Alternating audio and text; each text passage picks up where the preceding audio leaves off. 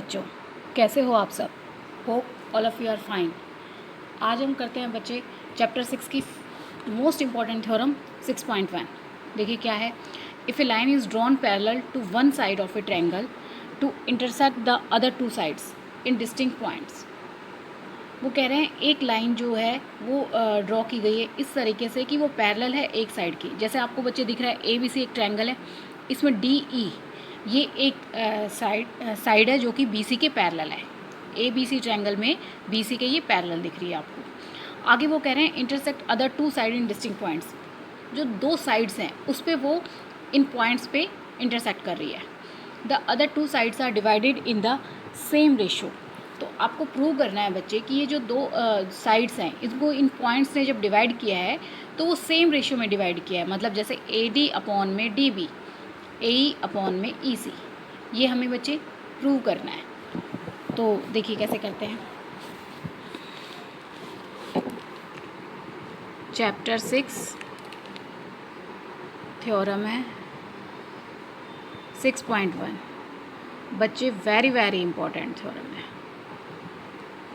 इसको हम बच्चे और क्या बोल सकते हैं, ये होती है हमारी BPT थ्योरम, ठीक है। और इसको हम बोल सकते हैं थेल्स थ्योरम भी बोला जाता है बच्चे, थेल्स थ्योरम।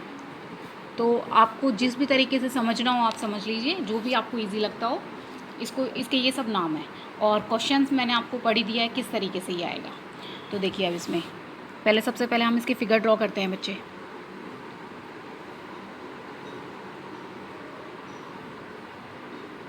ये हमारे पास ट्रायंगल है ABC, ठीक है बच्चे। इसमें D और E ये पॉइंट्स हैं जो कि ABAC को D और E पॉइंट्स पे इंटरसेक्ट करते हैं और जो कि DE जो है वो क्या है, BC के पैरेलल है बच्चे, ठीक है। तो देखिए हम लिखते हैं सबसे पहले गिवन क्या है बच्चे हमारे पास, इन triangle ABC DE parallel to BC, DE parallel to BC। दूसरी बात हम क्या लिख सकते हैं बच्चे इसमें कि जो AB को, AB और AC को किन पॉइंट पे इंटरसेक्ट कर रही हैं, D एंड E, ठीक है बच्चे। तो आप यहाँ लिख सकते हो AB and AC, AB and AC a line intersect. हम यहाँ लिख देते हैं बच्चे a line intersect AB and AC किस पॉइंट पे कट कर रही है, at D and E respectively, ठीक है बच्चे। AB को D पर और AC को E पर वो कट कर रही है, ठीक है बच्चे। अब देखिए इसमें हमें टू प्रूव क्या करना है, हमें इसमें प्रूव करना है AD अपॉन में DB और AE अपॉन में EC। AD अपॉन में DB और यहाँ पर है बच्चे AE अपॉन में EC, ठीक है। इसमें हम एक छोटी सी कंस्ट्रक्शन करते हैं बच्चे। देखिए कंस्ट्रक्शन क्या करेंगे, कंस्ट्रक्शन है बच्चे हमारे पास ज्वाइन BE और join CD, join BE and CD, ठीक है बच्चे। इसके अलावा छोटा सा काम हम क्या करेंगे बच्चे कि यहाँ से देखिए हम ना D पॉइंट से और E पॉइंट से परपेंडिकुलर ड्रॉ करेंगे। तो ये हो गया है हमारा, इसको नाम दे देंगे बच्चे हम M। और यहाँ से जो परपेंडिकुलर ड्रॉ करेंगे इसको नाम दे देंगे हम N। ये परपेंडिकुलर हो गया है बच्चे हमारा, जो कि 90 डिग्री का एंगल बना रहा है। तो आप यहाँ लिख सकते हो DM परपेंडिकुलर। DM किस पे परपेंडिकुलर दिख रहा है बच्चे आपको, इस वाली लाइन पर। AC और AE आप कुछ भी लिख सकते हो, ठीक है बच्चे, इससे कोई फ़र्क नहीं पड़ेगा क्योंकि DM जो है वो पूरे पे परपेंडिकुलर है। तो पूरे पे है तो इसके हाफ पोर्शन पर भी होगा। दूसरी बात हम क्या लिख सकते हैं, EN परपेंडिकुलर किस पर है बच्चे, AB पर। EN जो है वो परपेंडिकुलर पड़ रहा है हमारे पास AB पर, ठीक है बच्चे। तो ये हमने एक छोटी सी कंस्ट्रक्शन करनी है। अब देखिए इसमें प्रूफ कैसे करेंगे। प्रूफ देखिए बच्चे, सबसे पहले हम क्या करते हैं, ऊपर वाली ट्रायंगल लेते हैं, एरिया ऑफ ट्रायंगल ADE। अच्छा, एरिया ऑफ ट्रायंगल ADE, क्योंकि मैंने अभी ऊपर वाली ट्रायंगल लिए बच्चे, और मुझे पहले मैं इस साइड के जो रेशियो है वो इक्वल करने की कोशिश करेंगे, तो हम यहीं से लेंगे। यहाँ पर आपके पास परपेंडिकुलर ड्रॉ हो रहा है, ई से वो N पर पड़ रहा है, तो बेस हम इसी चीज़ को हम अपना बेस लेंगे, चलेंगे। हमेशा जब भी परपेंडिकुलर बच्चे ऐसे पड़ता है तो ये जो जिस लाइन के ऊपर वो गिर रहा होता है वो आपका बेस होता है, ठीक है। और ये आपका परपेंडिकुलर हो गया। तीसरी क्या चीज़ होती है, तीसरी वो तो हाइपोटेन्यूज हो जाएगी। तो क्योंकि एरिया ऑफ में हमें किसी भी ट्रायंगल के एरिया में हमारा फॉर्मूला होता है हाफ मल्टीप्लाई में बेस मल्टीप्लाई एल्टीट्यूड, ठीक है बच्चे। तो अब हम इसको इनकी वैल्यू रखेंगे, हाफ एज इट इज़ है, बेस हमारे पास यहाँ पर क्या है बच्चे, तो बेस देखिए हमारे पास, क्योंकि EN परपेंडिकुलर पड़ रहा है तो हम AD लिख सकते हैं, AD। और एल्टीट्यूड क्या हो जाएगा, एल्टीट्यूड बोलते हैं बच्चे जो हमारा परपेंडिकुलर होता है वही हमारा एल्टीट्यूड होता है। तो एल्टीट्यूड यहाँ पे क्या है बच्चे हमारे पास, EN, तो मल्टीप्लाई में EN, ठीक है बच्चे। अब देखिए, अब हम नीचे वाली ट्रायंगल ले लेते हैं, एरिया ऑफ ट्रायंगल BDE, ऐसे ये वाली ट्रायंगल हम ले रहे हैं बच्चे, ठीक है। तो देखिए अब इसका एरिया निकालते हैं, एरिया ऑफ ट्रायंगल BDE, क्योंकि अभी मैंने इस साइड का पोर्शन लिया है तो इसीलिए मैं नीचे भी इसी साइड का पोर्शन लेना है बच्चे आपको, दोनों तरफ, ऊपर भी नीचे भी यही वाला पोर्शन पहले लीजिए, क्योंकि उससे हमारे पास AD अपॉन में DB जो है वो बनकर आएगा। तो अब हम यहाँ से ले रहे हैं, तो इसका फॉर्मूला भी हाफ मल्टीप्लाई बेस मल्टीप्लाई, अब मैं बार बार फॉर्मूला नहीं लिख रही हूँ बच्चे, मैं डायरेक्ट वैल्यू पुट कर रही हूँ।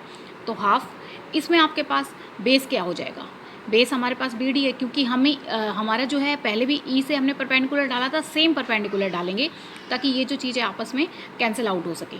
तो इस पॉइंट से जब हम परपेंडिकुलर डालेंगे तो वो ये पड़ रहा है, और बेस हमारा, क्योंकि ये भी है और ये भी है, आप पूरा लिखो या इतना लिखो कोई फ़र्क नहीं पड़ता, क्योंकि यही लाइन अगर एक्सटेंड कर देंगे तो आगे चली जाएगी बच्चे।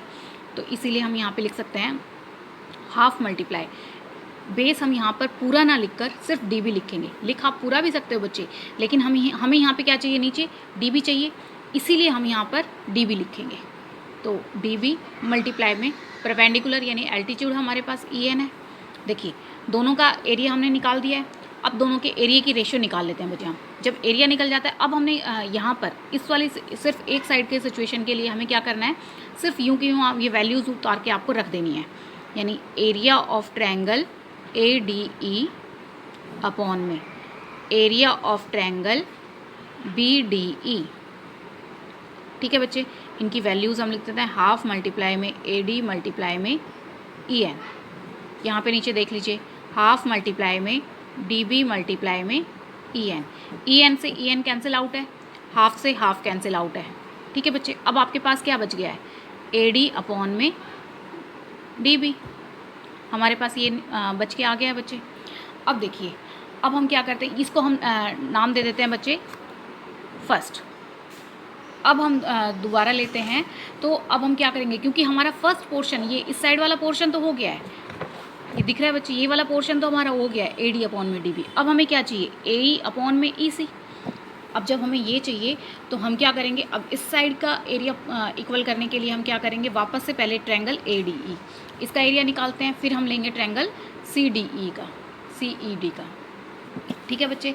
तो देखिए कैसे करेंगे, वापस से हम लिखते हैं एरिया ऑफ ट्रायंगल ADE। अब इसका हमने पहले लिखा था हाफ मल्टीप्लाई, इसमें देखिए AD बेस लिया था, EN एल्टीट्यूड लिया था, लेकिन अब हमें क्या चाहिए बच्चे, अब हमें ये वाला पोर्शन चाहिए। अब जब हमें यहाँ का पोर्शन चाहिए तो बेस हमारे पास ये हो जाएगा, और अगर बेस ये होगा तो एल्टीट्यूड हम क्या लेंगे, जो D से पड़ रहा है DM, तो हमारा एल्टीट्यूड अब चेंज हो जाएगा, हाफ मल्टीप्लाई बेस हमारे पास क्या हो गया AE, बेस और एल्टीट्यूड हम दोनों चेंज कर रहे हैं बच्चे, और जो हमारा जो परपेंडिकुलर एल्टीट्यूड है वो क्या हो जाएगा, वो हमारे पास हो जाएगा DM, ठीक है बच्चे। अब देखिए इससे नीचे का एरिया हम निकालते हैं, एरिया ऑफ ट्रायंगल CDE, तो उसका क्या हो जाएगा बच्चे, देखिए CDE में दिखाती हूँ आपको, क्योंकि मैंने अभी अभी आपको बताया बच्चे यहाँ से हमें एल्टीट्यूड और बेस, उस एल्टीट्यूड और हाफ जो आता है वो दोनों सेम हो जाएंगे, तो हमारे पास जो बेस है वो बच जाएगा, अपॉन में वैल्यू आ जाएगी और यही वाली निकल कर आएगी। तो इसलिए हम एल्टीट्यूड वही लेंगे जो हमने ADE में इस वाले पोर्शन में लिया है। तो इसमें हमने क्या लिया था, DM को एल्टीट्यूड लिया था। तो इस ट्रायंगल में भी अगर हम D पॉइंट से एल्टीट्यूड डालेंगे तो वो यहीं जाके डलेगा। तो इसीलिए हम इसमें लिखेंगे हाफ मल्टीप्लाई, देखिए बच्चे बेस के हाफ मल्टीप्लाई में बेस क्या हो जाएगा हमारे पास, बेस हो गया हमारे पास यहाँ पर, क्योंकि हम ट्रायंगल ये ले रहे हैं ना CDE, तो ये इसी लिखेंगे और इसका एल्टीट्यूड हो गया है हमारे पास DM। तो हाफ मल्टीप्लाई में बेस हो गया बच्चे इसमें EC और एल्टीट्यूड हो गया हमारे पास DM। ठीक है बच्चे, देखिए दोनों का एरिया हमने निकाल लिया है। अब और कुछ नहीं करना है, दोनों की वैल्यूज़ आप रेशो में निकाल देंगे इनको। तो डिवाइड में इन दोनों को लिख देते हैं, area of triangle ADE upon में एरिया ऑफ ट्रायंगल CDE। बच्चे जिन बच्चों को ऐसे करने में दिक्कत होती है, आप डायरेक्ट यहाँ पे भी इसको रेशो में निकाल सकते हो। मतलब मैंने वैल्यू निकाल के बाद में उसे रेशो में रख रही हूँ, आप उसको डायरेक्ट यहाँ पर रेशो में रख सकते हो, कोई दिक्कत नहीं है। जिनको ऐसा लगता है कि हाँ भाई टाइम्स पे कम है अभी, तो आप इस तरीके से इनको डायरेक्ट लिख लो, area of triangle ADE upon में एरिया ऑफ ट्रायंगल CDE, इसको भी अपॉन में कर दीजिए। ठीक है, मैंने सिर्फ इतना सा एक स्टेप बढ़ा दिया है ये, ताकि आपको क्लियर समझ में आए। हाफ मल्टीप्लाई में EC मल्टीप्लाई में DM, ये कैंसिल आउट हो गया, हाफ से हाफ कैंसिल आउट हो गया। अब हमारे पास क्या बचा है बच्चे, AE अपॉन में EC, ये हो गया हमारी सेकंड इक्वेशन। देखिए अब हमारे पास फर्स्ट और सेकंड इक्वेशन आ गई है। दूसरी बात अब हमारे पास क्या है बच्चे, देखिए हमें ये पता है कि जब भी दो ट्रायंगल्स जो होती हैं वो सेम बेस पर लाई करती हैं और सेम पैरेलल लाइंस के बिटवीन लाई करती हैं, तो उनका एरिया हमेशा इक्वल होता है। तो आप यहाँ लिखो, we know that triangle BDE and triangle क्या है बच्चे CDE are lie on same base. Same base कौन सा है बच्चे यहाँ पर, DE। देखिए इस पे लाई कर रही हैं दोनों, यहाँ से ये वाली ट्रायंगल भी और ये वाली ट्रायंगल भी, दोनों का बेस जो है हम मान के चल रहे हैं DE है, same base DE and between the same parallel lines, same parallel lines. Same parallel lines कौन कौन सी हैं बच्चे, DE और BC। आप यहाँ बताना चाहो तो ब्रैकेट डाल के बता दीजिए, DE एंड BC। ठीक है बच्चे, दोनों पैरेलल लाइंस के same base DE and between same parallel lines. ठीक है, तो इसका मतलब जब बेस भी आपका सेम है और दोनों पैरेलल लाइंस के बिटवीन जब होते हैं तो क्या होगा, इनका जो एरिया है, area of triangle BDE is equal to area of triangle, area of triangle हमारे पास है CDE। ठीक है बच्चे, ये हमारे पास दोनों का एरिया हमने इक्वल कर दिया, इसको नाम दे देते हैं हम थर्ड इक्वेशन। अब देखिए तीनों इक्वेशन से हमारे पास क्या मिलेगा, now we get from first second and third equation. तो क्या मिल जाएगा बच्चे यहाँ पर, क्योंकि तीनों इक्वेशन से, क्योंकि उनका एरिया भी इक्वल है और ये चीज़ हमने इक्वल करी दी है बच्चे, ये चीज़ हमने फर्स्ट और सेकंड पॉइंट पे हमारे पास ये आ गया दोनों के एरिया से। जब दोनों का एरिया इक्वल है और उनके एरिया से क्या रिजल्ट निकल कर आया हमारे पास, ये चीज़ है। तो हम लिख सकते हैं यहाँ पर देयरफॉर AD अपॉन में DB is equal to AE upon में EC। ये हमारा निकल कर आ गया है, यही हमें क्या करना था बच्चे, प्रूव करना था। ये हो गया हमारा प्रूव।